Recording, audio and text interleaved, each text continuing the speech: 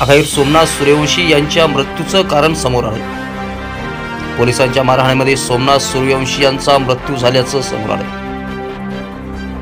सोमनाथ सूर्यवंशी दगडफेकीमधला आरोपी शवविच्छेदनाच्या अहवालामधून ही माहिती समोर। अखेर सोमनाथ सूर्यवंशी यांचा मृत्यू पोलिसांच्या मारहाणीमुळे झाल्याचे शवविच्छेदन अहवालामध्ये समोर आले आहे।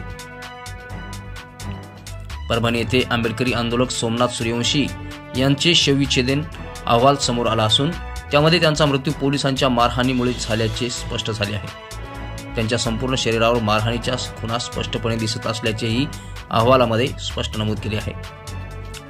संविधानाची विटंबना झाल्याने परभणी शहरात आंबेडकरी जनतेने निषेध आंदोलन केले होते। यामध्ये पोलिसांनी बळांचा वापर करून आंदोलकांवर लाठीचार्ज केला होता।